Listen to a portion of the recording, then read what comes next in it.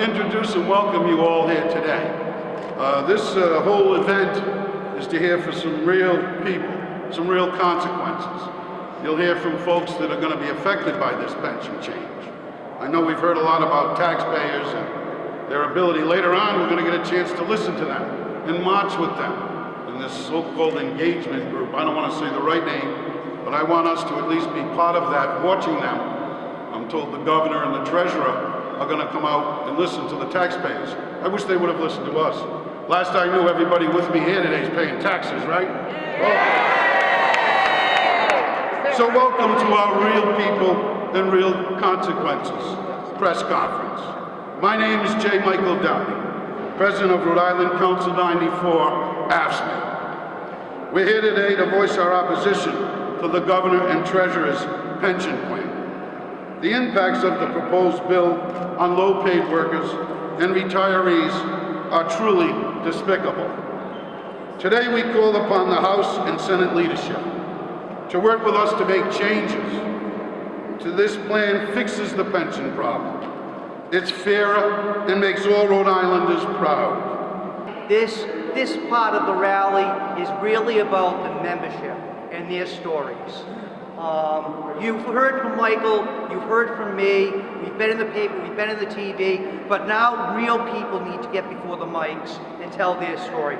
I've been a nurse since 1975. I've worked for the state for 25 years.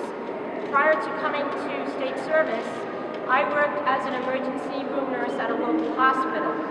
I left and came to the state for the benefits. It was a promise made to me 25 years ago, and I expected the state to keep that promise. Unfortunately, there have been 3 changes to my pension and my benefits in the last 6 years, and now we're looking at a 4th change. Tomorrow is my last day of state service, and that's the reason why I'm leaving.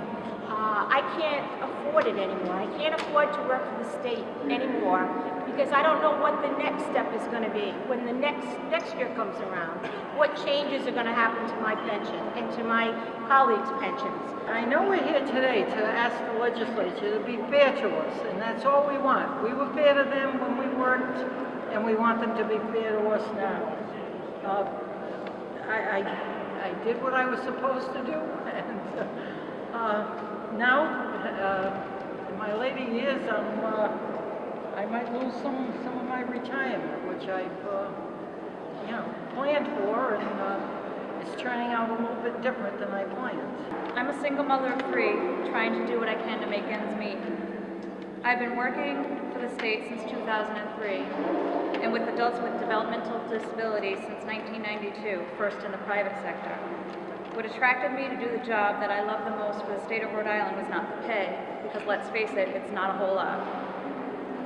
It was having the security of knowing I can do the job that I love while looking forward to a stable and secure future once I do decide to retire. Decide being the key word, not when someone tells me I have to. Frankly, at this point, I am uncertain what my future holds. It scares me tremendously. What do I do? How will I survive? What if my family needs me? Now it seems all of my decisions have become risks or gambles. I do not want to take risks or gambles, I want certainties. The uncertainty put by this proposal is not only unjust, it's unfair. I am here today to call on the Assembly to keep their promise because I kept mine.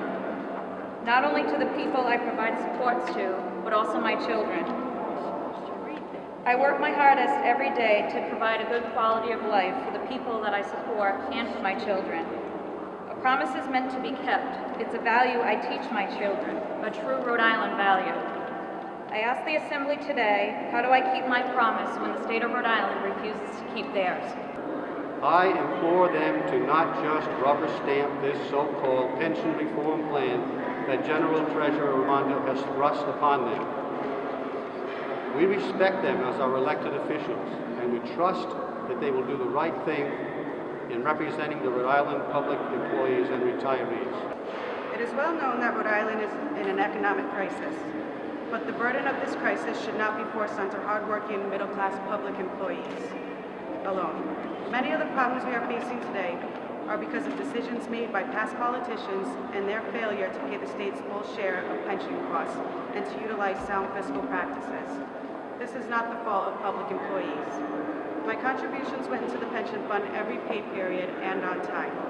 Through all the furlough days, the rising cost of necessities, I never missed one payment. I, like thousands of hardworking Rhode Island citizens, come to work every day to build a stronger and better state. I am committed to the work I do, the communities I serve, and believe that this is the greatest state in the Union, one that is built on honor. The games being played with my pension not only hurt my family, but promises to hurt all Rhode Island families.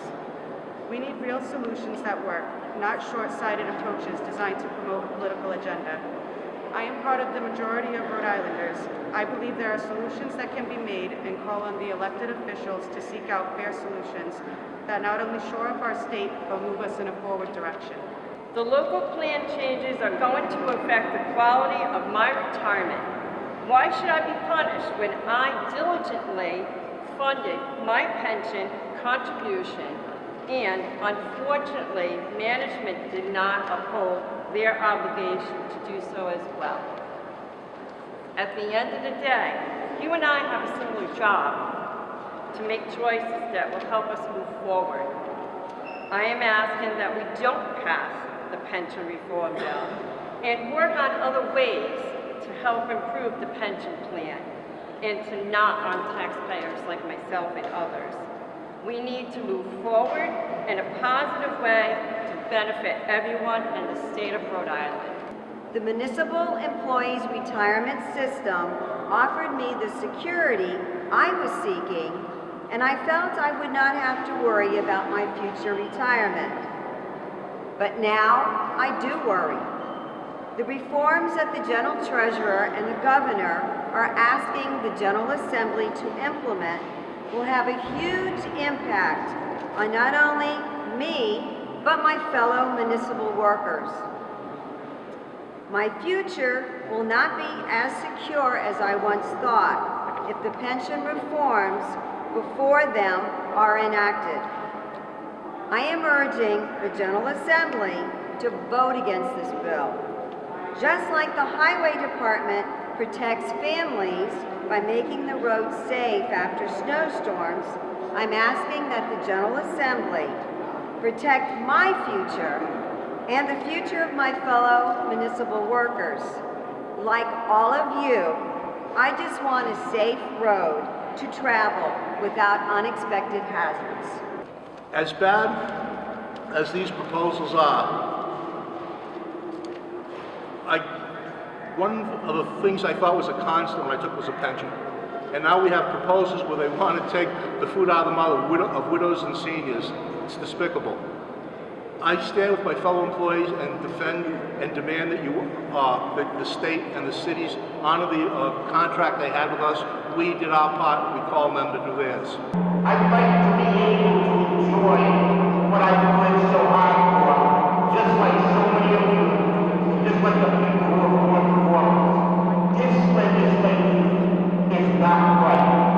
I've kept my word, just like many of you, and it's time that as we kept the promise, it's time that they get paid. There's someone who testified a little earlier, someone that we've got in here to help us take a look at the numbers. We've heard so much about truth in numbers, but we're a little concerned that maybe the treasurer and the governor really aren't telling the truth in their numbers. So on behalf of all the members we represent, we have somebody that's really taken a look at the truth in numbers and wanted to offer him an opportunity to say hello and make a few comments to this group today. A good friend and certainly a wonderful actuary that you heard later helping us on our behalf, Flick Fournier. There's some areas where there's a pretty significant cut in benefits if this law goes through. And it's particularly difficult for some of the lower paid workers. You know, if you're a retiree, the fact that you're not going to get a COLA for the next 19 years is a problem. And so you would have to start taking the money you're used to living on and cut it by maybe 10 or 15 or 20% to somehow make up for the fact that you're going to have to learn to live on less. I represent over 4,000 members.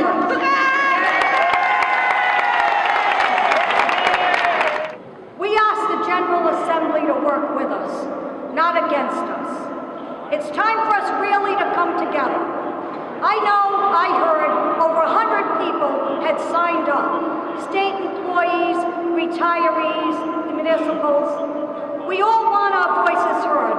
All of us have our own personal story. There isn't anyone here that isn't affected. I did want to say one thing. I noticed the new Engaged Rhode Island. Engaged. I guess we're getting engaged. But anyway, I noticed they have their sign up. I wanted to say one thing I said earlier. I know that the governor and the treasurer may speak to another group later on. Taxpayers, like I said earlier, we are. And I'm surprised that they're not here to speak with us today, but we'll see if they want to show up before the day's up. That is, they're trying to do away with our retirement security, and it really doesn't surprise me.